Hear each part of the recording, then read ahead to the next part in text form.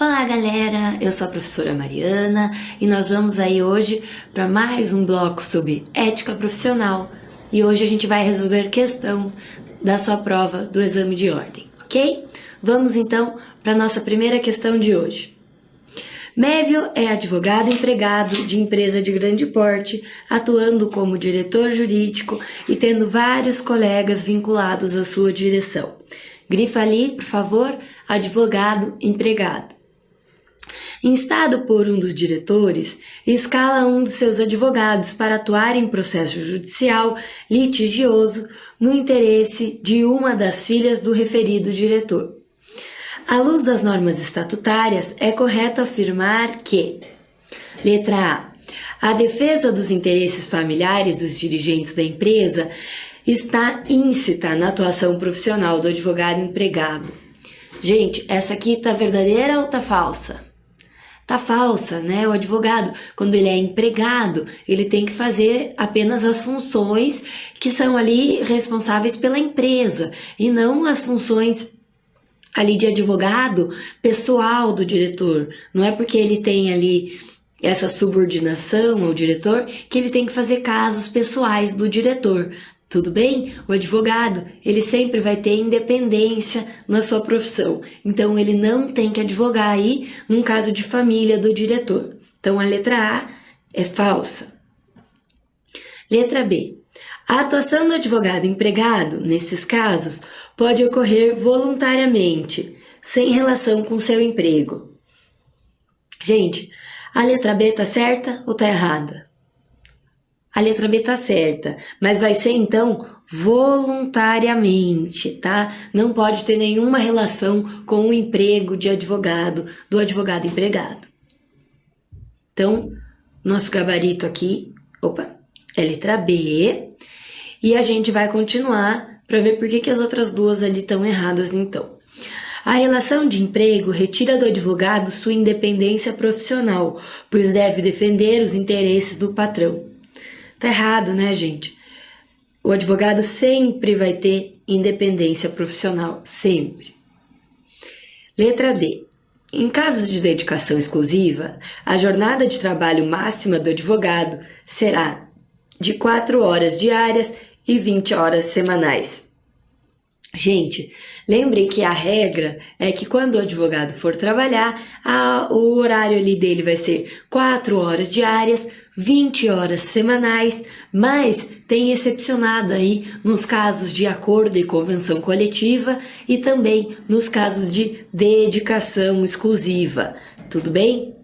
Então, para esses casos que eu falei agora, não vai valer essa regra de 4 horas diárias, 20 horas semanais. Então, essa daqui tá errada também.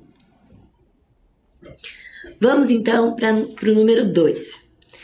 Assinale a opção correta acerca da situação do advogado empregado de acordo com as disposições do Estatuto da Advocacia e da OAB. Letra A. O advogado empregado não está obrigado à prestação de serviços profissionais de interesse pessoal fora da relação de emprego. B. Nas causas em que for parte, empregador, de direito privado, os honorários de sucumbência serão devidos a ele, empregador, e não aos advogados empregados. Letra C. Considera-se jornada de trabalho o período em que o advogado esteja à disposição do empregador, aguardando ou executando ordens no âmbito do escritório, não sendo consideradas as horas trabalhadas em atividades externas. E letra D.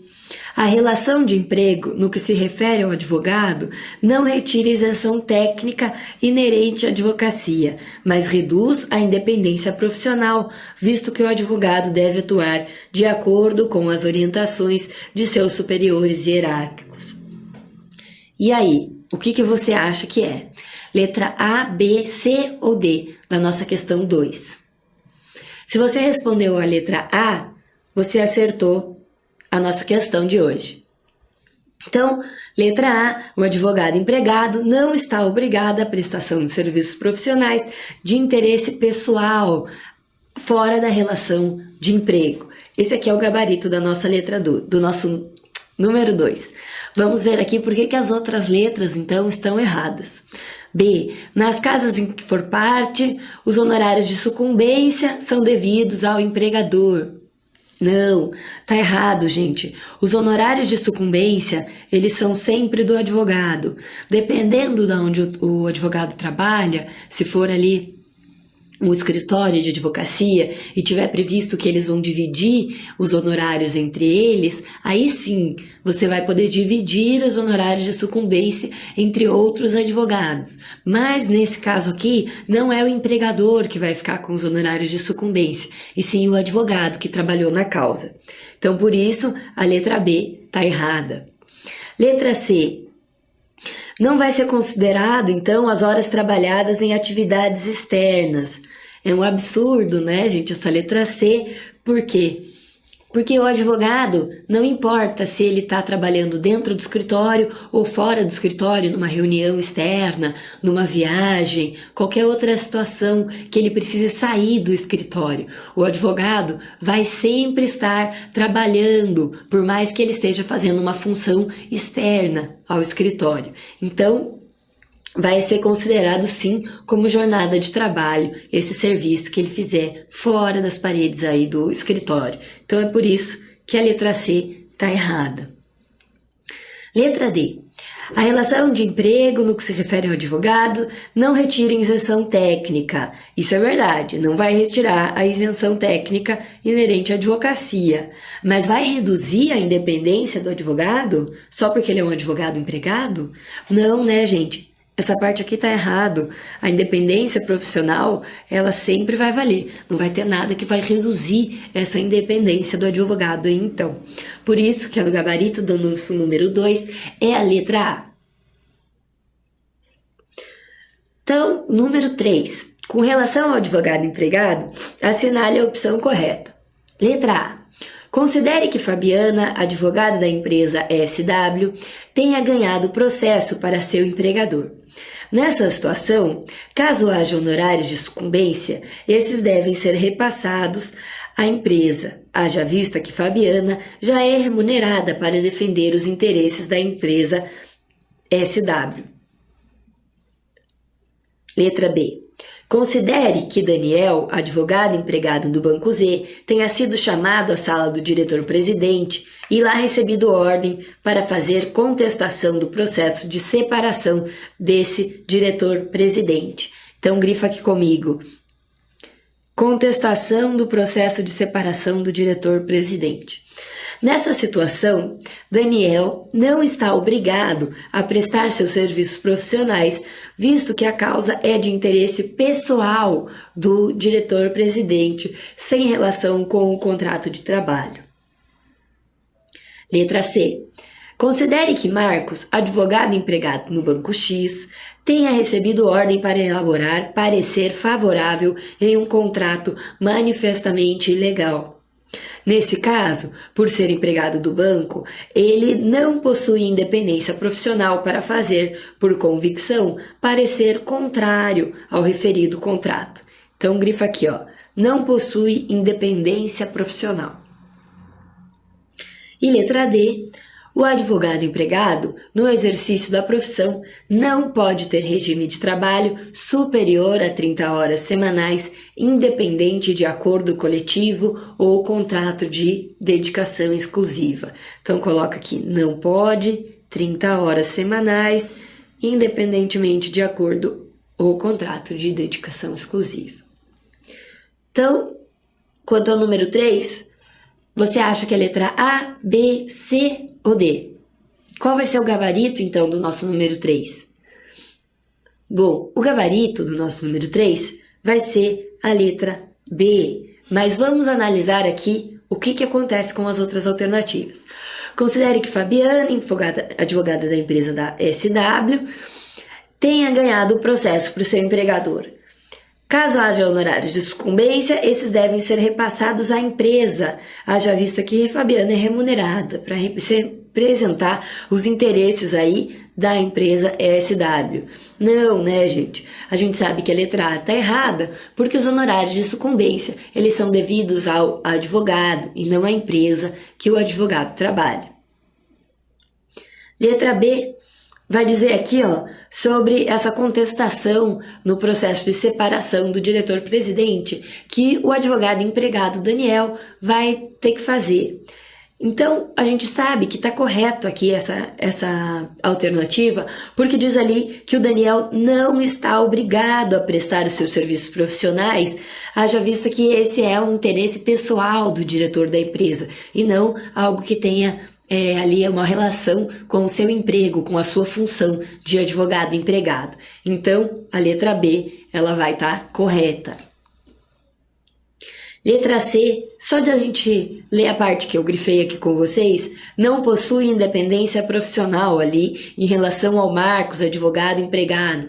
A gente sabe que a letra C, ela tá errada. Por quê? Porque o advogado, ele sempre vai ter independência profissional. E a letra D, a gente sabe que dependendo aí do trabalho do advogado empregado, se tiver acordo coletivo ou convenção coletiva, ou ainda se ele exercer função de dedicação exclusiva, ele vai ter esse horário ali, que são de 4 horas diárias e 20 horas semanais como regra, ele pode ter esse período aí expandido, graças ao acordo, convenção coletiva, ou se ele tiver dedicação exclusiva para a empresa. Então, tá errada a letra D também. Vamos para o número 4. Considerando que Douglas seja advogado empregado na consultoria jurídica de uma grande empresa, assinale a opção correta. Será nula a disposição contratual que defina regime de dedicação exclusiva para Douglas. Tá errado, né, gente? A gente sabe que se tiver um regime de dedicação exclusiva dentro do contrato, essa cláusula aí do contrato que dispõe a dedicação exclusiva, ela vai ser sim considerada válida. Letra B. Por ser Douglas advogado empregado, somente fará jus a receber honorários de sucumbência caso esse direito esteja expressamente previsto em seu contrato de trabalho. A gente sabe que a letra B também está errada, porque os honorários de sucumbência, eles são do advogado. Letra C. Os honorários de sucumbência recebidos por Douglas devem integrar a base de cálculo de sua gratificação natalina. Quer dizer aqui que o valor dos honorários de sucumbência vão contar ali para cálculos trabalhistas e previdenciários. Tá correto isso, gente? Não tá, né? Por quê? Porque a gente sabe que não se recebe honorários de sucumbência todo mês para a gente poder agregar aí a esse cálculo trabalhista ou previdenciário. Então, a letra C vai estar errada. Restou para nós, como gabarito do exercício 4, a letra D. Mas então vamos ver o que ela fala. Caso venha a desligar-se futuramente da empresa, a Douglas será vedado patrocinar causa voltada à anulação de ato em cuja elaboração ele tenha participado. Bom, gente, se ele se desligou da empresa, não tem mais por que ele acompanhar os processos que ele acompanhava quando ele era advogado empregado dessa empresa. Então, a letra D vai ser o gabarito do nosso número 4. Vamos aí então para o número 5. Força, se você está cansado, pega um café, toma uma água, dá uma espreguiçada, mas essa parte dos exercícios é muito importante.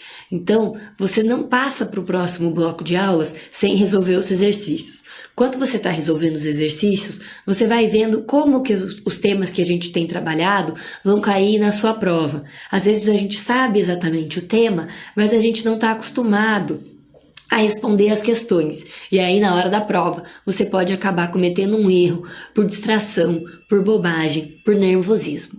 Então, vem comigo, vamos responder essas questões todas hoje e deixar você craque para gabaritar ética no seu exame de ordem. Vamos então para a questão 5. No caso de arbitramento judicial de honorários, pela ausência de estipulação ou acordo em relação a eles, é correto afirmar, à luz das regras estatutárias, que: letra A.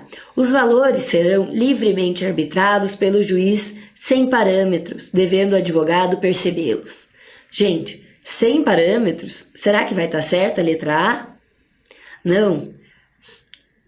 O juiz ele vai analisar o valor econômico da causa e também a tabela de honorários da OAB.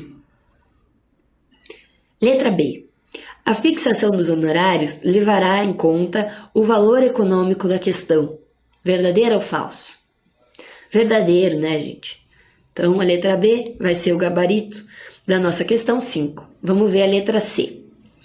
A tabela organizada pela OAB não é relevante para essa forma de fixação. Não é relevante, gente? Claro que é relevante, senão ela não precisaria existir. A gente nunca pode colocar os honorários ali em valor aviltante, que a gente costuma ver nas provas, que é essa palavrinha que vai cair para você. Honorários aviltantes. Honorários que não correspondem à tabela da OAB porque são inferiores aos que estão estipulados ali na tabela. Então, letra C está errada. Letra D. Havendo acordo escrito, poderá ocorrer o arbitramento judicial de honorários. Gente, a gente sabe que vai ocorrer arbitramento judicial de honorários quando? Quando não tiver um acordo escrito que já diga quantos são os honorários. E aí, porque não há esse dispositivo, a gente vai precisar realizar um arbitramento judicial para ver quanto o cliente vai ter que pagar para esse advogado. Então, havendo acordo escrito? Não, é não havendo acordo escrito. E é por isso que a letra D está errada. Vamos para o exercício 6. Esculápio. Gente, tem cada nome que a OAB põe. Mévio, Tício, Esculápio. Daí as pessoas querem que eu leia aqui sem errar, né? Fica complicado. Então vamos lá.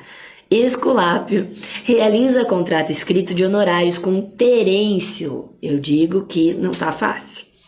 No valor de R$20.000. Consoante as normas estatutárias aplicáveis à espécie, é correto afirmar que esse documento não se reveste passível de futura execução como título executivo. Então, ele está dizendo aqui que o contrato de honorários não é passível de execução como título executivo. Verdadeiro ou falso? Falso. A gente sabe que o contrato de honorários, ele vai ser sim um título executivo, vai poder ser executado aí em juízo. Vai ser um título executivo judicial ou extrajudicial? Vocês lembram dessa aula? E aí, o que você acha que é? Gente, a gente sabe que o contrato, como ele é feito no escritório, ele não é feito em juízo, lembram desse macete que eu dei para vocês? Ele vai ser um título executivo extrajudicial. Então, o arbitramento judicial, como ele é feito em juízo por um juiz, ele vai ser um título executivo judicial. Tudo bem? Vamos aí para a letra B. A ausência de pagamento do valor pactuado leva ao arbitramento judicial dos honorários. É simplesmente assim, gente? Não pagou, vai para o arbitramento judicial? Não, a gente sabe que é a ausência de valor que leva ao arbitramento judicial e não a ausência de pagamento daquele valor que já está pactuado. Então, a letra B está errada. Letra C. O contrato escrito é título executivo. Certo ou errado? Esse pedacinho aqui está certo. Vamos analisar o resto. Podendo o advogado ingressar com ação de execução dos seus honorários. Pode, gente, o advogado entrar com uma ação de execução dos honorários para cobrar o cliente que não pagou? Sim. Então, a letra C é o gabarito do exercício 6. Exercício 6. Letra D. Esse crédito não possui privilégio em eventual insolvência do cliente. Esse crédito aqui são os honorários advocatícios. Eles têm sim privilégio. Eu não vou dizer agora o que é, porque tem uma questão aí que vai falar sobre isso, senão eu já estou dando a resposta da questão para vocês. Mas a gente já vai ver qual que é esse privilégio aí. Então a letra D está errada. Exercício de número 7. João postulou, por meio de representação de advogado, a ação condenatória em face da sociedade Cacos e Cacos, LTDA, obtendo sentença favorável, condenando a ré ao pagamento da quantia de R$100 mil, acrescida de R$15 mil de honorários advocatícios. Após o trânsito em julgado da decisão, João e seu advogado Pedro são cientificados de que a sociedade está falida, devendo seus créditos sofrer procedimento de habilitação. Nesse caso, a natureza dos créditos correspondentes aos honorários advocatícios, nos termos do Estatuto, é considerada como: letra A, quirografária, letra B, real, letra C, privilegiada ou letra D, natural. E aí? No exercício anterior a gente falou disso e já fica fácil para você resolver essa questão. Então, aproveita aí que você teve essa deixa e grava o que é os honorários advocatícios. Então, o que eles são? Eles são considerados ali um crédito privilegiado. Esse aqui não adianta, tem que ter na cabeça, tem que decorar. Tudo bem? Vamos então para o exercício 8. João é contratado para propor ação de cobrança pela sociedade MIP LTDA, em face de sociedade CIL LTDA, sendo o valor da causa correspondente ao débito de R$200 mil. Após iniciada a ação, mas antes do ato citatório, então colocou lá a petição inicial, mas não teve citação do réu ainda. A sociedade autora, a sociedade MP, vem a desistir da demanda. Desistiu. Houve contrato de honorários subscrito pelas partes, aventando que, nesse caso de desistência, seriam devidos honorários fixos de R$10 mil. A sociedade, notificada regularmente, não pagou os honorários contratuais. Nesse caso, o prazo para a prescrição da ação de cobrança dos honorários passa a contar da data de: letra A, do trânsito e julgado da decisão, letra B, da desistência judicial formulada, letra C, do término do mandato judicial, D, da ultimação do serviço judicial. Gente, lembra que eu comentei com vocês no outro bloco sobre os honorários aí, que o contrato de honorários ele tem que ser muito completo? Porque às vezes acontece isso, acontece do seu cliente desistir da ação e aquilo que você já fez, já trabalhou, ele não vai querer te pagar. Ou então, acontece da pessoa conseguir um acordo em audiência de conciliação e aí ela acha que o advogado não fez nada e que o advogado não merece ganhar os honorários. Então, precisa ter um contrato bem amarradinho ali, com várias informações sobre todas essas hipóteses que podem ocorrer. Então, nesse caso, a empresa desistiu do processo, mas o advogado já tinha protocolado a petição inicial. E ele falou ali no contrato que, em caso de desistência do processo, seriam devidos R$10 mil. Então, como que a gente começa a contar a prescrição aí para a ação de cobrança que o advogado pode fazer contra esse cliente? Vai ser do trânsito e julgado da ação? Não, porque a ação não vai ter sentença, né? Houve a desistência da ação, então a ação não vai mais existir. Letra A está errada. Da desistência judicial formulada? Sim, porque o advogado ele tem que protocolar, então, ali nos autos, dizendo que o cliente desistiu. Então, quando essa desistência ela for judicialmente formalizada, vai começar a contar o prazo aí do advogado para ele fazer a cobrança dos honorários. Do término do mandato judicial, não, né, gente? Porque esse mandato ali, ele durou pouco tempo. Então, a pessoa desistiu da ação. O mandato já não vai valer mais, mas a decisão ali de desistência tem que estar formalizada. E letra D, da ultimação do serviço judicial, a gente sabe também que não é o caso. Então, o gabarito vai ser a letra B